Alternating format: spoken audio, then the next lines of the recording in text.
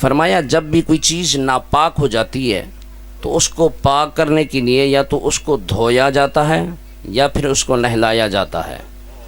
یعنی جب بھی کوئی چیز ناپاک ہو، برتن وغیرہ ناپاک ہو تو ہم اسے دھو دیتے ہیں، وہ دھونے سے پاک ہو جاتا ہے۔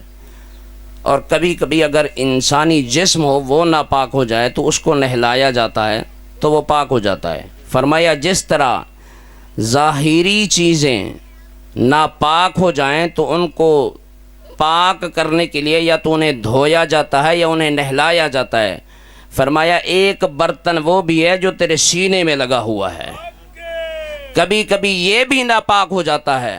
پوچھا گیا اے رسول ہاشمی پھر بتائیے نا، یہ جو اندر کا برتن ہے جب یہ ناپاک ہو جائے تو اس کو پاک کرنے کا طریقہ کیا ہے؟ تو اللہ کے پیارے پیغمبر صلی اللہ تعالیٰ علیہ وآلہ وسلم نے فرمایا وَطَّہَارَةُ قُلُوبِ الْمُؤْمِنِينَ مِنَ الصَّلَاةِ عَلَيَّ، فرمایا اگر تیرا اندر کا برتن ناپاک ہو جائے تو پھر میں محمد پر درود پاک پڑھا کر، تیرا کام ہے درود پاک پڑھنا، اللہ تیرے اندر کے برتن کی صفائی فرما دے گا۔ تو اب ایک مرتبہ برکت کے لیے درود پاک پڑھیے نا، الصلاۃ والسلام علیک یا سیدی یا رسول اللہ وعلی آلک واصحابک یا سیدی یا نبی اللہ۔ قرآن مجید فرقان حمید میں اللہ رب العالمین نے ارشاد فرمایا کل نفس ذائقۃ الموت، فرمایا ہر نفس نے موت کا ذائقہ چکھنا ہے۔ یاد رکھیے موت آنے کے بعد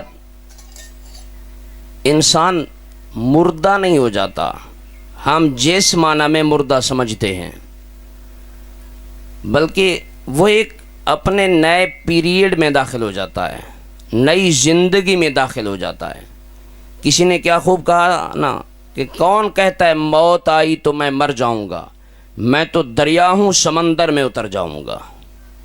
موت آنے کے بعد انسان مرتا نہیں ہے بلکہ ایک جہاں سے دوسرے جہاں کی زندگی اپنا لیتا ہے، وہ انتقال ہے، وہ ٹرانسفر ہے، یعنی ایک جہان سے دوسرے جہان کی طرف وہ جا رہا ہے، وہ مرا ہوا نہیں ہے جس معنی میں ہم لوگ سمجھتے ہیں کہ یہ بس ختم ہو گیا، نہیں۔ اس لیے اللہ رب العالمین نے فرمایا ذائقۃ الموت، وہ ٹیسٹ ہے، ذائقہ ہے، اسے چکھنا ہے۔ آپ لوگ جب بھی کسی چیز کا ذائقہ چکھنا ہو تو کتنا چکھتے ہیں؟ بس زبان پر لگایا پتہ چل گیا کڑوا ہے کہ میٹھا ہے۔ دعا مانگ موت بھی ایک کڑوے ذائقے والی ہے اور ایک میٹھے ذائقے والی ہے۔ ہمیشہ دعا کر کہ اللہ رب العالمین تجھے اور مجھے میٹھے ذائقے والی موت عطا فرما دے۔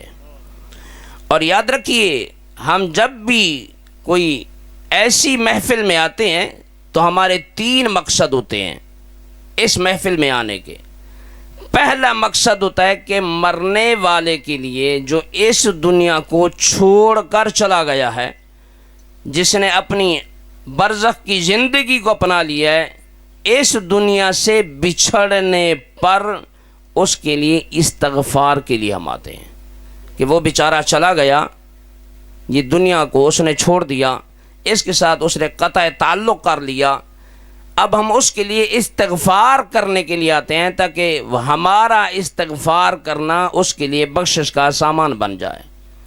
اس لیے اللہ کے پیارے محبوب علیہ الصلوۃ والسلام نے فرمایا مل میت فی القبر الا کالغریق المتغوص، فرمایا لوگوں جب کوئی شخص اس دنیا سے چلا جاتا ہے تو وہ دریا میں ڈوبنے والے کی مانند ہوتا ہے۔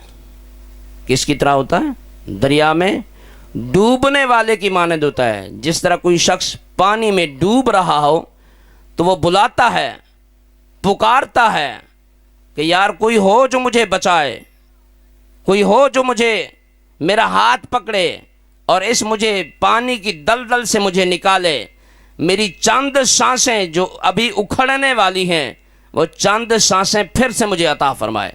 تو وہ اس وقت بلاتا ہے، پکارتا ہے، چیختا ہے، چلاتا ہے۔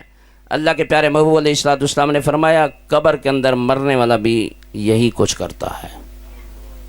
جب وہ قبر کے اندر ہوتا ہے تو وہ بھی اسی انتظار میں ہوتا ہے कैसे इंतजार में होता है? फरमाए यदू लहू, वो तुम्हारी दुआओं का इंतजार कर रहा होता है, वो तुम्हारी दुआ का इंतजार करता है। अगर वो मरने वाला तो अंदर दुआ का इंतजार कर रहा हो, उसे दुआ की ज़रूरत हो और बाहर इंतशार लगा हुआ हो, फितना हो, फसाद बरपा हो कि यार दुआ करनी है कि नहीं करनी, तीजा करना है कि नहीं करना, चालीसवां करना है कि नहीं करना, सालाना करना है कि नहीं करना, ये बिदअत है, ये शिरक है, वो भाई वो डूबने वाला है, वो तुम्हारी दुआओं का मुंतज़िर है, वो तुम्हारी दुआओं का तलबगार है, वो तुम्हारे उठे हुए हाथों की तरफ देख रहा है, वो तुम्हें तक रहा है कि कौन है जो मेरे लिए दुआ करे। तो अल्लाह के प्यारे महबूब अलैहिस्सलाम ने फरमाया, उसे सबसे पहले उसके मन में क्या ख्याल गुजरता है कि जो मैं पीछे छोड़ आया हूँ उनमें से कौन सबसे मेरा प्यारा है जो मुझे याद करे। पूछा गया वो सबसे पहले किसे याद करता है? फरमाया मिन अबिन, वो सबसे पहले बाप को याद करता है कि मेरा बाप जिंदा हो, मैं आ गया हूँ, मेरा पीछे बाप हो, वो मेरे लिए दुआ करे। फरमाया अगर बाप नहीं है, मिन उम्मिन, वो अपनी माँ के उठे हुए हाथों की तरफ देखता है कि मेरी माँ हो जो मेरे लिए पीछे मेरे लिए हाथ उठाए। फरमाया ना बाप है ना माँ है, मिन अखिन, वो अपने भाई के उठे हुए हाथों को देखता है कि यार जो मैं अपने पीछे भाई छोड़ आया हूँ, वही भाई ही मेरे लिए हाथ उठा दे, वही ही मेरे लिए इस्तिग़फ़ार कर ले, वही मेरे लिए वो कोई सदका खैरात का एहतमाम कर ले, ताकि मैं इस मुसीबत से निजात पा लूँ, मैं इस मुसीबत से छूट जाऊँ। फरमाया जब ना भाई होता है, ना बाप होता है, ना माँ होती है, उसका अगला टारगेट क्या होता है? फरमाया मिन सिद्दीकिन, फिर वो अपने यार की तरफ देखता है, अपने दोस्त की तरफ देखता है कि यार मेरी दुनिया में बड़े दोस्त हैं, मेरे साथ बैठने वाले, मेरे साथ खाने पीने वाले, मेरे साथ महफिलें अटेंड करने वाले, मेरे साथ गपशप लगाने वाले, मेरे पास आने वाले, किसी के पास मैं जल कर जाया था, किसी के दुख में मैं शरीक होता था, किसी की खुशियों में मैं जाता था, वो फलां मेरा यार है, फलां यार है, फलां यार है। उसकी नज़र फिर उसके यारों पर होती है। फरमाया जब वो यार भी उसको याद नहीं करते, उसका बाप भी उसे याद नहीं करता, उसकी माँ भी उसे याद नहीं करती, और उसके सारे अजीज़ो अक़रबा उसे याद नहीं करते, तो फरमाया फिर उसकी आंख जाती है म्यूं वाला दिन, वो अपने बेटे की तरफ देखता है कि यार मेरी औलाद जो मैं दुनिया में छोड़ आया हूँ, वो बेटी है, वो बेटा है, कोई तो हो जो इस अलमिये से मुझे निकाले, इस दुख की घड़ी से मुझे निकाले। तो याद रखिए हम ये जो महफिल सजाए हुए हैं, ये खुदा की कसम उस मरने वाले के लिए रहमत का सबब बन रही है, उसके लिए बख्शिश का समा हो रही है, उसकी मुश्किलों में आसानियां पैदा कर रही है। ये जो तीजा 10वां 40वां हम करते हैं, ये महफिलें रहेगा नहीं जाती, ये ईसाले सवाब का काम करती हैं और मरने वाले की आजमाइश में कमी का सबब बन जाती हैं। इसीलिए याद रखिए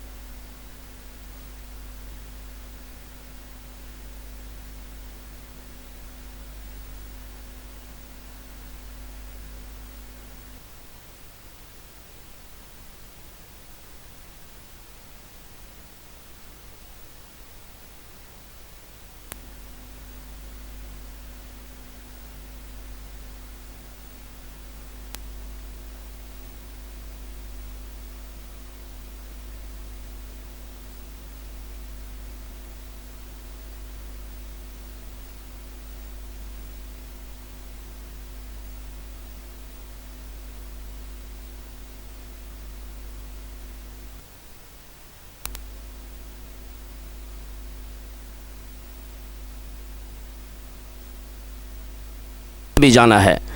تو یاد رکھ کہ اس کے حکم کا کوئی پتہ نہیں ہے، کس وقت، کس لمحے، کس پیریڈ میں، کس ٹائم میں، کس ساتھ میں، کس گھڑی میں میرے اور آپ کے پاس پہنچ جائے۔ تو اس سانس کے ٹوٹنے سے پہلے اگر میری اور آپ کی تیاری ہو گئی تو خدا کی قسم دنیا ہم سب کی سونی ہو گئی، دنیا ہم سب کی اچھی ہو گئی۔ اگر تیاری نہیں کی تو سوائے پچھتانے کے اور کچھ بھی نہیں ہے۔ اور ہماری عمریں تو 40 برس ہو جاتی ہے نا، ہمیں خیال نہیں رہتا، ہم موت کو بھول جاتے ہیں نا۔ حضور علیہ السلام نے فرمایا کہ لوگوں، ایک موت ایسی بھی ہے کہ انسان مرتا گھر میں ہے، اپنی چٹائی پر مرتا ہے، اپنی چارپائی پر مرتا ہے، یا ہسپتال کے بستر پر مرتا ہے، لیکن اسے موت اللہ شہیدوں والی عطا فرما دیتا ہے۔ پوچھا گیا یا رسول اللہ وہ کون ہے؟ فرمایا وہ خوش قسمت، وہ خوش بخت انسان وہ ہے جو صرف موت کو دن میں 70 مرتبہ یاد کرتا ہے، اسی موت کو یاد کرتا ہے۔ تو میں عرض کر رہا تھا کہ ہم تو 40 برس کے ہو جائے نا، ہمیں یاد ہی نہیں رہتی موت، ہم بھول جاتے ہیں۔ حضرت شیخ سعدی شیرازی رحمۃ اللہ تعالی علیہ نے فرمایا 40 سال عمر عزیزت گزشت، مزاج تو از حال طفلی نگشت۔ اے بندہ 40 سال عمر تیری بیت گئی، ابھی تک تیرے اندر سے بچوں والی حرکتیں نہیں گئی، ابھی تک تیرے اندر سے جوانی والے لہو و لعب، وہ ساری خواہشات ابھی تک جوانی والی ختم نہیں ہوئی، بلکہ جب 40 سال کا ہو جائے نا تو اب تجھے موت کی فکر کرنی چاہیے۔ اس لیے فرماتے ہیں مکن تقیہ بر عمر نا پیدار، مباش ایمن نش از بازی روزگار۔ فرمایا اس ناپائیدار عمر پر کبھی بھی بھروسہ مت کر، یہ نہ سمجھ کہ آج میرے فلاں رشتہ دار کا جنازہ اٹھائے، کل یہی نام تیرا بلایا جا رہا ہوگا۔ آج کسی کے جنازے کو دیکھ رہا ہے، کل تیرا جا رہا ہوگا۔ یہ نہ پید عمر ہے، نہ کافی عمر ہے، بھروسہ زندگی نہیں ہے جس کے اوپر تقیہ کیا جا سکے، بھروسہ کیا جا سکے۔ اس پر بھروسہ مت کر، موت کو مت بھول، موت کو ہر لمحے ہر ساتھ یاد رکھ۔ تو گھر سے نکلا ہے، پتہ نہیں واپسی پلٹ کر بھی آنا ہے کہ نہیں آنا۔ تو کسی خوشی میں گیا ہے، پتہ نہیں وہ خوشی رہ گئی یا غم میں تو نہیں بدل جائے گی۔ آپ روزانہ اخباروں میں دیکھتے ہیں، میڈیا کے ذریعے سنتے ہیں کہ برات غم کے المیے میں تبدیل ہو جاتی ہے، خوشیاں غموں میں بدل جاتی ہیں۔ تو یہ اجل ہے، اس کی پکڑ بڑی سخت ہے۔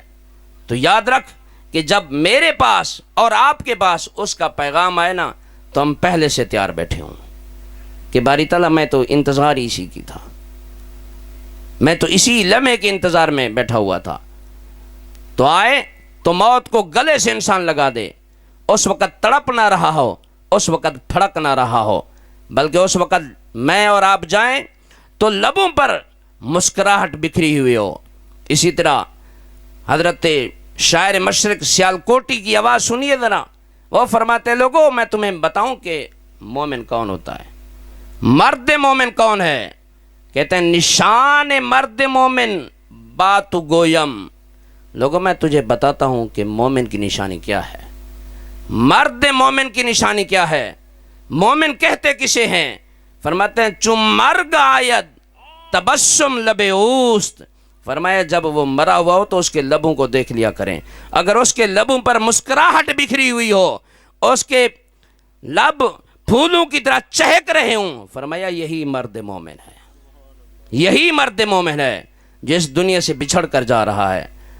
تو یاد رکھ کہ وہ جو وقت آئے نا وہ ہمارے اوپر لبوں کے اوپر مسکراہٹ پھیرتا ہوا جائے۔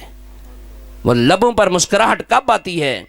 جب اس دنیا میں ہم نے اور میں نے اور آپ نے اس رب کائنات کو راضی کیا ہوا ہو۔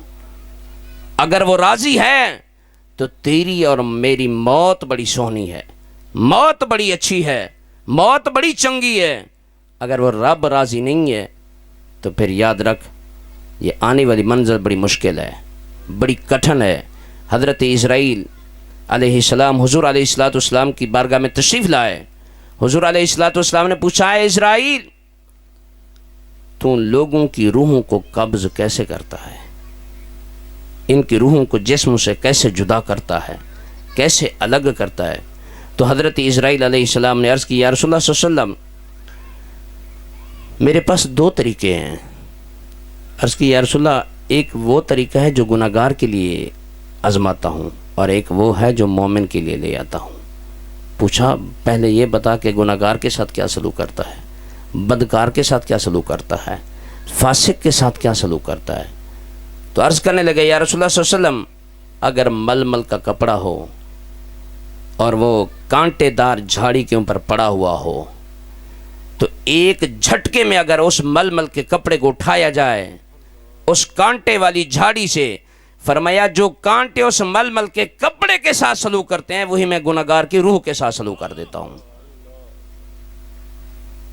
اور پوچھا گیا، یا یوں بھی ہے کہ جس طرح زندہ جانور کھڑا ہو اور ایک ہی جھٹکے میں اس کو ذبح کیے بغیر اس کی دم سے گردن تک اس کا چمڑا اتار کر رکھ دیا جائے، جتنی تکلیف اس زندہ جانور کو ہوتی ہے اتنی تکلیف اس مرنے والے کو دیتا ہوں میں۔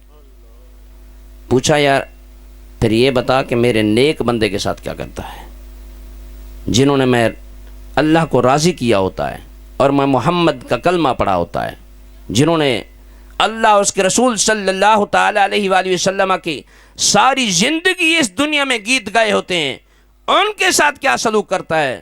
کہا، یا رسول اللہ، ان کے ساتھ بڑا نرم لہجہ رکھتا ہوں، بڑا میٹھا لہجہ رکھتا ہوں، بڑی نرم مزاجی رکھتا ہوں۔ پوچھا، وہ کیا ہے؟ فرمایا، وہ ان کی روحوں کو ایسے نکالتا ہوں جیسے آٹے گوندے ہوئے آٹے سے بال کو نکال لیا جائے۔ یہ یوں عرض کی گئی، تفسیر روح البیان میں لکھا کہ ان کے سرانے کھڑا ہو جاتا ہوں، سورۃ الفجر کی آخری آیات کی تلاوت کرتا ہوں۔ کیا کہتا ہوں؟ یا ایتھا النفس المطمئنہ، اے نفس مطمئنہ، ارجعی الی ربک راضیۃ مرضیہ، تجھے آج اس رب کا بلاوا آ گیا ہے جس کو تو نے اس دنیا میں راضی کر رکھا ہے۔ فادخلی فی عبادی وادخلی جنتی، آجا تو آج اس اللہ کے بندوں میں داخل ہو جا، اور آجا تیرے لیے جنت کے دروازے کھلے ہوئے ہیں۔ تو یاد رکھیے، یہ لمحہ، یہ پیریڈ کب ہمیں ملتا ہے؟ یہ اس وقت ملتا ہے جب اللہ اور اس کا رسول ہمارے اوپر راضی ہو۔ اور آخری بات، اور حضرت صاحب کے میں حوالے کرتا ہوں، میں حضرت عمر رضی اللہ تعالیٰ عنہ نے دربار لگایا ہوا تھا، محفل سجی ہوئی تھی، سامنے حضور علیہ السلام کے صحابہ ستاروں کی طرح چمک رہے تھے، دمک رہے تھے، اور حضرت عمر بن خطاب رضی اللہ تعالی عنہ والہانہ اور پر اثر بیان فرما رہے تھے۔ اتنے میں ایک بدوی شخص کھڑا ہوا، بیچ میں سے خلیفہ وقت کے سامنے حضرت عمر رضی اللہ تعالی عنہ سے کہنے لگا، یا عمر لا تنسا موتک، اے عمر اپنی موت کو مت بھول۔ حدیث مبارکہ میں آتا ہے، مشکات المصابیح کی حدیث ہے، حضرت عمر بید کی لکڑی کی طرح یوں کانپنا شروع ہو گیا، یوں وجد طاری ہو گیا، موت کا نام سنا کپ کپا اٹھے، وجدانیت طاری ہو گئی، موت کا نام سن کر لرزہ طاری ہو گیا۔ تو جب اس وجدان سے باہر آئے تو اس شخص کو کہا، آج کے بعد تیری ڈیوٹی ہے، میں جب بھی اس مسند پر بیٹھوں اسی طرح تو کھڑا ہوا کر اور میں عمر کو موت کی یاد دلائی کر۔ تو وہ شخص ڈیوٹی کرتا رہا، اب اسے تنخواہ بھی دیتے، پیسے بھی دیتے، موت یاد دلانے پر۔ ایک وقت ایسا آیا، وہ کھڑا ہوا، اس نے پھر سے وہی جملہ دہلایا، حضرت عمر بن خطاب رضی اللہ تعالیٰ عنہ فرمانے لگے، بیٹھ جا، تیری ڈیوٹی ختم ہو گئی۔ عرض کرنے لگا، اے خلیفۃ المسلمین، اے امیر المومنین، مجھ سے کچھ گستاخی ہو گئی ہے؟ پہلے تو آپ مجھ سے بڑی اچھے طریقے سے اس لفظ کو سنتے تھے، موت کا نام سنتے تھے، آج مجھ سے کوئی بے ادبی ہو گئی ہے؟ آج کیا ہو گیا ہے؟ مجھ سے وہ لفظ سننا پسند نہیں کر رہے۔ فرمایا تو نے کوئی گستاخی نہیں کی۔ کہا کیا آپ نے میری جگہ پر کسی اور کی ڈیوٹی لگا دی ہے؟ میری جگہ پر کسی اور کی ڈیوٹی لگ گئی ہے؟ کوئی اور خادم کھڑا ہو کے آپ کو موت کی یاد دلاتا ہے؟ فرمایا نہیں، نہ تو نے کوئی بے ادبی کی ہے، نہ کوئی گستاخی کی ہے، نہ ہی تیری جگہ پر کسی اور کی ڈیوٹی لگایا ہے۔ پوچھا پھر مسئلہ کیا ہے؟ کیوں ایسا فرما رہے ہیں آپ کہ آج کے بعد میں ڈیوٹی نہ کروں؟ فرمایا آج عمر کی داڑھی میں سفید بال آ گیا ہے، آج عمر کی داڑھی میں سفید بال آ گیا ہے۔ فرمایا عمر کو موت کی یاد دلانے کے لیے یہی ایک سفید بال کافی ہے۔ سفید بال تو داڑھی میں تب آیا نا جب ہم نے داڑھی رکھی ہو نا، جب ہم صبح صبح اٹھ کے نا 5 روپے والے ٹریٹ بلیڈ کے ساتھ نا داڑھی کے ساتھ بھی ٹریٹ کریں تو پھر وہ سفید بال کہاں سے نظر آئیں؟ داڑھی ہوگی نا تو خیال آئے گا نا موت کا۔ شریعت محمدی کو اپنایا ہوگا تو موت یاد ہوگی نا۔ ہم تو نہ سر کے اندر بال آنے دیتے نہ کبھی داڑھی میں۔ صبح اٹھا سر کو سمسول مل گیا اور داڑھی کو ٹریٹ مل گیا، تو موت کب؟ وقت وہی ہے، وقت آ پہنچتا ہے لیکن ہم تیار نہیں ہوتے۔ تو یہ ساری چیزیں تیاری کی علامت ہیں۔ دعا کر اللہ رب العالمین مجھے اور آپ کو سنت مطہرہ پر عمل کی توفیق عطا فرمائے۔ اللہ رب العالمین کی بارگاہ میں دعا ہے کہ باری تعالیٰ میری زبان سے جو ٹوٹے پھوٹے کلمات نکلے، اللہ رب العالمین انہیں اپنی بارگاہ میں شرف قبولیت عطا فرمائے اور مرحوم کے لیے بخشش کا سامان فرمائے، بخشش کا سبب بنائے اور ہم سب کو اس پر عمل کی توفیق عطا فرمائے۔